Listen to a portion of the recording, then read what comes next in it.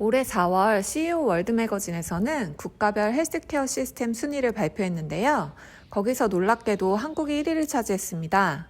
이 인덱스는 인프라, 의료 전문가의 역량, 비용, 양질의 의학적 능력, 그리고 정부 준비 상태 등을 점수화하여 평균을 낸 것인데요.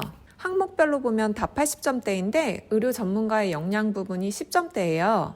그래서 이 지수는 의료 수준에 대한 순위라기보다는 의료 인프라나 정부 준비성 등 다른 부분이 높이 평가되었기 때문이라고 보여져요. 중남미 국가들의 경우 의료진 수준은 우리나라와 수치상 별반 차이가 나지 않지만 인프라나 다른 조건들이 부족하기 때문에 상대적으로 순위가 낮게 평가된 것 같고요. 저도 놀랐던 부분은 WHO의 세계보건안전지수를 보면 상위 40개국 중에 우리나라는 9위에 올랐고 한편 멕시코나 콜롬비아 등이 순위가 높이 평가되고 있는 점이었어요. 그렇지만 한국의 시스템을 경험했던 우리 입장에서 우리나라 의료 수준이 비교가 되거나 불만족스럽게 느껴질 수 있을 것 같아요. 그래서 은퇴이민 하기 좋은 국가들 중 우리나라와 비교했을 때 비슷한 수준의 헬스케어 시스템을 갖춘 국가들을 한번 뽑아봤습니다. 파나마시티는 라틴 아메리카 전역에서 우수한 클리닉과 병원으로 유명한데 그중 하나인 존스홉킨스 인터내셔널 제휴병원이 푼타퍼시피카에 있습니다. 국제의료평가위원회 인증제도를 도입한 것 또한 파나마의 높은 의료 수준을 유지할 수 있는 이유 중 하나라고 하는데요. 파나마시티의 산페르난도 병원은 파나마에서 JCT 골드스타 등급을 획득한 최초의 시설입니다.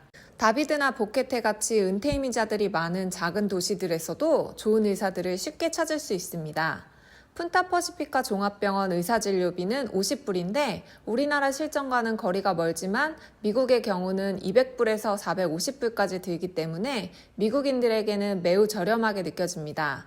로컬 의사의 경우는 6불 정도면 처방전을 받을 수 있다고 합니다. 코스타리카는 저렴한 의료비와 우수한 의료 옵션으로 은퇴이민자들에게 알려져 있습니다. 정부 운영 의료 시스템인 CCSS는 모든 법적 거주자가 사용할 수 있습니다. 거주 신청이 승인되면 부양가족이 포함된 신고된 소득에 따라 월별 납부금을 납부해야 합니다. 전국에 30개의 공립병원과 약 250개의 클리닉이 있어서 거주 장소에 관계없이 인근 병원을 쉽게 찾을 수 있습니다. 단 공공의료는 무료이기 때문에 굉장히 혼잡하고 치료를 받으려면 매우 오래 기다려야 한다고 합니다. 공공의료와 민간 시스템 모두 정기적으로 장비, 교육 개선 등을 업그레이드하고 있고 코스타리카에서는 미국에서와 유사한 정책의 민간보험을 3분의 1에서 5분의 1 수준의 금액으로 가입할 수 있습니다.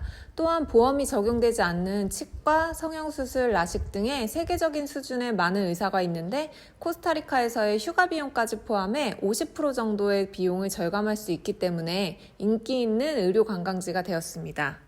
WHO가 발표한 2021 세계보건안전지수에서 콜롬비아는 195개국 중 38위로 평가됐습니다.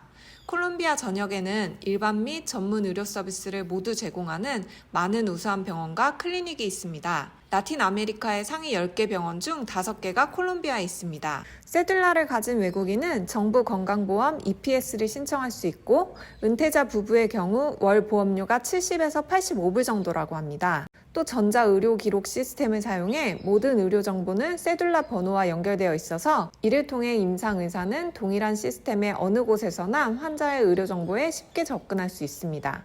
간단한 질병의 경우는 약사가 처방전 없이 처방해 줄 수 있고 질병에 따라 차이가 있겠지만 10일치 약값이 약 3불 정도라고 합니다. 말레이시아 페낭과 쿠알라룸푸르에는 세계적 수준의 병원이 많이 있습니다.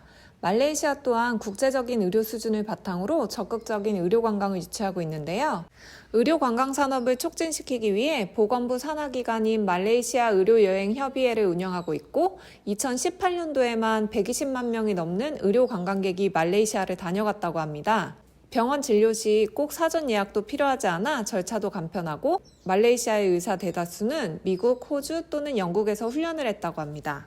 많은 사람들이 멕시코의 의료 수준이 열악할 것이라고 생각하는데 실제로 멕시코에는 규모에 관계없이 대부분의 도시에 많은 국제인증병원, 종합병원, 클리닉 등 현대적이고 최신 기술을 갖춘 의료시설과 의료진이 있습니다. 영어를 구사하는 의사도 많아서 고품질의 의료 서비스를 저렴한 가격에 이용하기 위해 미국과 캐나다에서 많은 사람들이 멕시코를 방문합니다. 멕시코에서는 국민들뿐만 아니라 임시 및 영주권자들도 정부가 운영하는 2개의 의료 시스템 중 하나를 사용할 수 있습니다. IMSS는 우리나라 건강보험처럼 멕시코 기업의 직원일 경우 기업에서 지원을 받거나 고용되지 않은 경우는 1인당 연간 약 500불 정도를 지불하고 이용할 수 있습니다. 현재 저는 사설보험을 가입하고 있는데 그 비용이 인당 7에서 80만 원 정도인 것을 감안하면 조금 저렴한 편인 것 같습니다.